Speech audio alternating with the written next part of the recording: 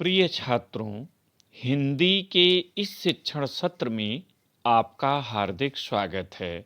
आज हम शब्द रचना के तत्व के अंतर्गत उपसर्ग का अध्ययन करेंगे।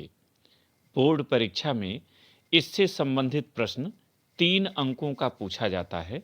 प्रश्न कुछ इस प्रकार से प्रश्न पत्र में आता है। निम्नलिखित उपसर्गों में से किन्हीं 3 के मेल से एक एक शब्द बनाइए। पहला अन, दूसरा अधि, तीसरा उप, चौथा सह, पांचवा निर और छठा सु। इन दिए हुए उपसर्गों में से किन्हीं 3 का चयन करके आपको एक एक शब्द बनाना होता है। कभी कभी प्रश्न इस रूप में भी पूछ लिया जाता है, निम्नलिखित में से किन्हीं 3 शब्दों में उपसर्ग बताइए। पहला अनजान, दूसरा अधिकार, तीसरा उपमान, चौथा सहयोग, पांचवा निराकार और छठा सुदूर। इन दिए हुए शब्दों में से किन्हीं 3 में आपको बताना होता है कि इनमें उपसर्ग कौन है। जैसे यहाँ अन होगा, यहाँ अधि होगा, यहाँ उप होगा, यहाँ सह होगा, यहाँ निर होगा और यहाँ सु होगा। उपसर्ग शब्द 2 शब्दों के मेल से बना है, उप और सर्ग। उप का अर्थ होता है समीप, निकट या पास, तथा सर्ग का अर्थ होता है सृष्टि करना। इस प्रकार उपसर्ग का अर्थ होता है पास में बैठकर नया अर्थ वाला दूसरा शब्द बनाना, अर्थात वे शब्दांश जो किसी शब्द के पूर्व में जुड़कर उसके अर्थ में परिवर्तन ला देते हैं या नवीन विशेषता उत्पन्न कर देते हैं, उन्हें उपसर्ग कहते हैं। उदाहरण,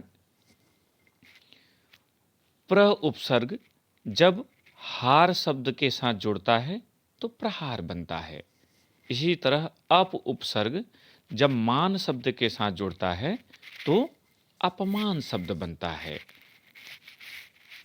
यहां यह ध्यान देने योग्य है कि उपसर्ग का प्रयोग स्वतंत्र रूप से नहीं होता, बल्कि वह किसी शब्द के पहले जुड़कर ही अपने को सार्थक करता है, क्योंकि स्वयं में ये सार्थक नहीं होते। जैसे बल का अर्थ है शक्ति। अब बल में जब निर उपसर्ग जुड़ता है तो निर्बल शब्द बनता है, जिसका अर्थ होता है शक्तिहीन।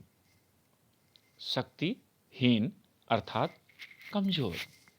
जबकि बल में जब स उपसर्ग जुड़ता है तो सबल शब्द बनता है, जिसका अर्थ होता है शक्तिवान, बलवान। तो यहां आप देख रहे हैं कि उपसर्ग जब शब्द में लगता है तभी वह सार्थक होता है। शब्द में लगने से पहले निर और स का कोई अर्थ नहीं है। उपसर्ग की विशेषताएं। उपसर्ग की 3 प्रमुख विशेषताएं होती हैं।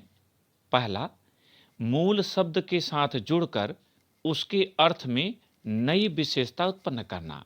जैसे बल के साथ जब प्र उपसर्ग जुड़ता है तो प्रबल बनता है।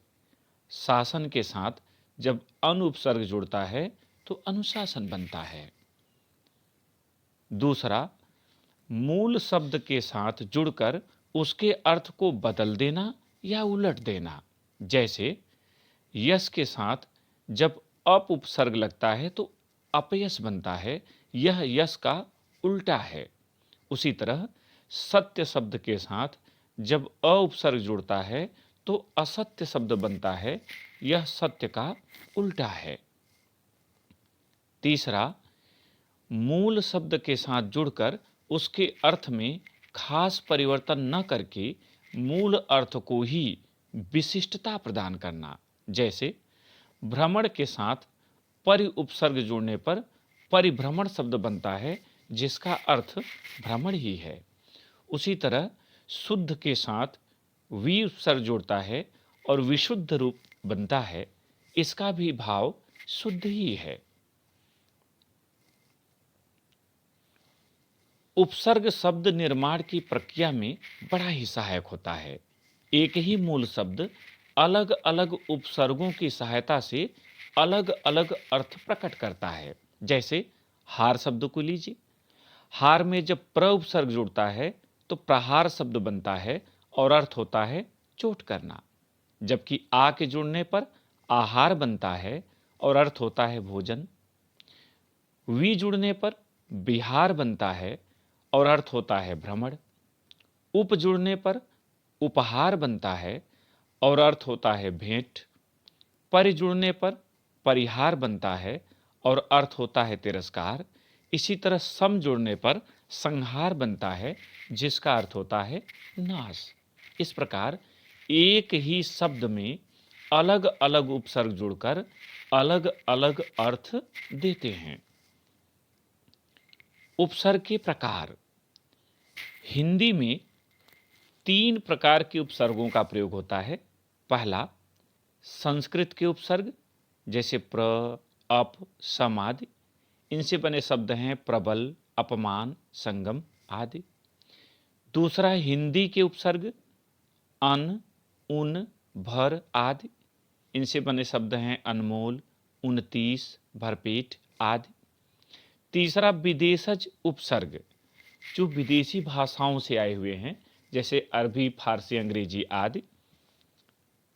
जैसे गैर, बे, ला आदि। गैर से गैर हाजिर, बे से बेईमान और ला से लाजवाब बनता है। एक बात और ध्यान देने की है कि यह जरूरी नहीं है कि किसी मूल शब्द में एक ही उपसर्ग का प्रयोग हो। आवश्यकता अनुसार एक से अधिक उपसर्गों की सहायता से भी शब्द निर्मित होते हैं। जैसे निराकरण शब्द को लीजिए।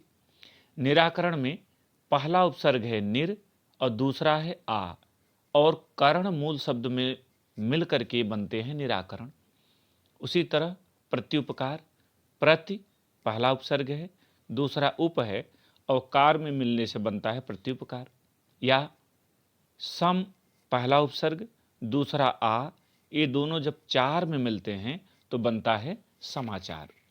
परीक्षा में आप ऐसे आए हुए शब्दों में से पहले उपसर्ग को अलग करके वही उत्तर में देंगे। दोनों को अलग करने की आवश्यकता नहीं है, क्योंकि एक ही उपसर्ग वहाँ छांटने के लिए कहा जाता है। और यदि बनाने के लिए दिया जाता है, और प्रायः बनाने के ही लिए दिया जाता है, तो आप एक ही उपसर्ग की सहायता से शब्द बना सकते हैं।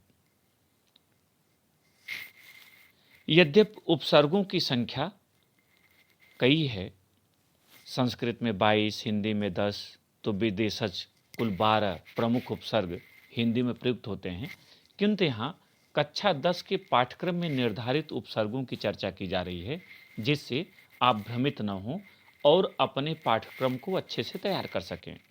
यद्यपि एक उपसर्ग से एक ही शब्द बनाने के लिए आएगा, किंतु यहाँ सुविधा के लिए 3-3 शब्द दिए जा रहे हैं। इसी तरह आप और शब्द भी बनाकर समझ सकते हैं, किंतु परीक्षा में एक ही लिखना है। और लिखने का यही तरीका है कि आप प्रश्नोत्तर डालने के बाद बाएं तरफ हेडिंग डाल दें उपसर्ग और दाहिने तरफ लिख दें उपसर्ग से बने शब्द। फिर उपसर्ग के नीचे दिए गए उपसर्गों में से 3 को चुनकर क्रम से लिखें और उनके सामने उपसर्ग से बने शब्द एक एक लिख दें। जैसे अ उपसर्ग है, अ से अविश्वास, अनाथ, असुविधा। अन, अनजान, अनमोल, अनपढ़। अधि, अधिकार, अधिग्रहण, अधिपति। अप, अप से अपमान, अपकार, अपयश। अनु, अनु से अनुकरण, अनुराग, अनुशासन। उप, उप से उपमान, उपयोग, उपस्थित। सह, सहमत, सहयोग, सहपाठी। निर, निराकार, निरपराध, निर्दोष। अभि, अभिवादन, अभिशाप, अभिमान। परि, परिणाम, परिमार्जन, परिवहन। सु, सुयश, सुडौल, सुदूर। ये कुल 11 उपसर्ग आपके पाठ्यक्रम में हैं, उनकी यहाँ चर्चा हुई है। ध्यान रखिएगा कि संस्कृत के उपसर्ग तत्सम शब्दों के साथ जुड़ते हैं, हिंदी के उपसर्ग तद्भव शब्दों के साथ जुड़ते हैं, जबकि विदेशी भाषा से आए हुए उपसर्ग संकर शब्दों का भी निर्माण करते हैं। मुझे उम्मीद है कि यह भाग आपके लिए उपयोगी होगा और परीक्षा में आप अच्छे अंक प्राप्त कर सकेंगे। बहुत बहुत धन्यवाद।